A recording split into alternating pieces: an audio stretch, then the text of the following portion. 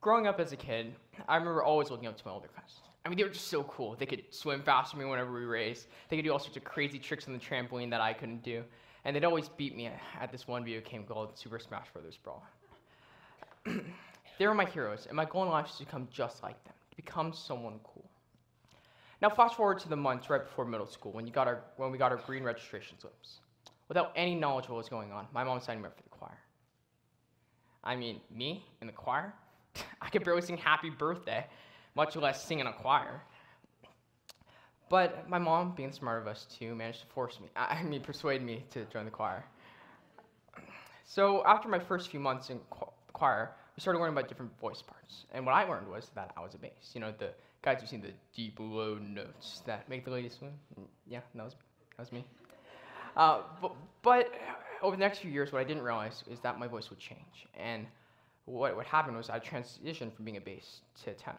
Now, it's a very minor change musically, but to a scrawny freshman like me, it was a crushing revelation. I mean, singing bass was supposed to be the thing that made me stand out. It was supposed to be the thing that made me cool, just like the rest of my cousins.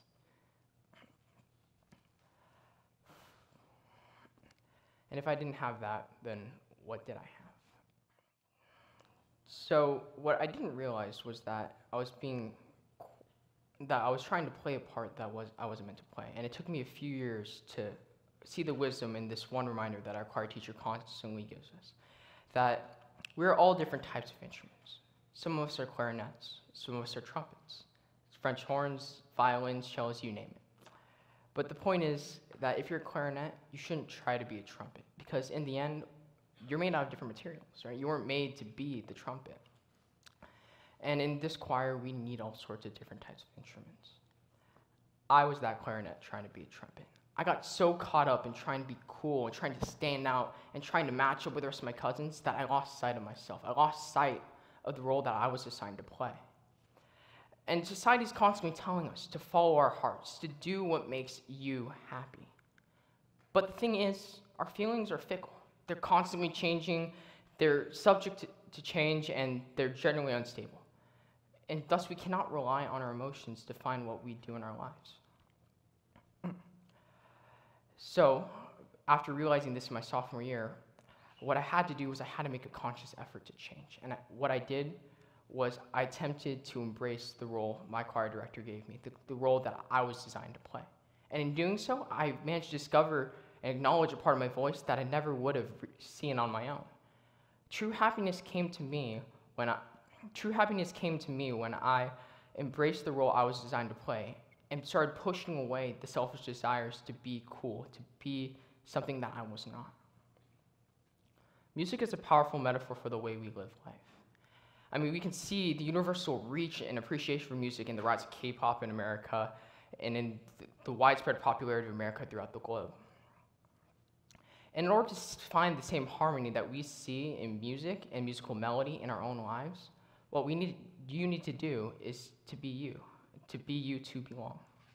But I mean, what does it mean to be you? It's a term that we often throw around very carelessly and we assume that being you is about listening to what your heart says initially. It's about acknowledging yourself and doing what you want to do. But let's face the music. The point is, let's face the music. Being you is not just about doing whatever you want to do. It's about accepting the responsibilities and roles society has given you. Let's consider it this way. In your body, you have several vital organs, like the heart and the brain, while we have other parts that are seemingly less essential, like, I don't know, the pinky toe. Now, understand, no one wants to be a pinky toe. It's a dirty job where you're constantly touching whatever filth's on the floor and getting stubbed on God knows what. I mean, that's why the little piggy went home crying, right? I don't know. Anyhow, the point is, no one wants to be the pinky toe. So if I were the pinky toe, I would probably just want to be something else. So listening to my heart, I'm gonna be another arm, a hand. So, okay, I'll be a hand. So would it go here? Maybe out of my chest, like from aliens. Ooh. Point is, the pinky toe being a hand doesn't make sense because the pinky toe is made to be pinky toe. As much flack as the pinky toe may get for having a gross job, it still plays a critical role in keeping our body balanced and on our toes. We often feel like the pinky toe. We feel overlooked, insignificant, worthless. But what we have to realize is the fact that in spite of the apparent pizzazz and flair associated with the jobs we're given in society, is the fact that those jobs are critical in our daily lives. Right? No one wants to be a garbage man or a janitor, but what they do is they help maintain cleanliness in the city, in the school. They provide a critical job in maintaining order in our everyday lives. And taking this example and transitioning to music, we see that in a choir, we have various voice parts, and each part has a very specific role. And if even one part sings out of place, we have discord. Take a look at this video. No. But I'm not giving up on you guys until all of us have learned to sing in the same dang key. In the same dang key. Yeah, that last note. Gross, right? But on the flip side, when we have everyone doing their job and doing what they need to do, we have perfect harmony. All right, take a look at the rest of the video. In the same dang key.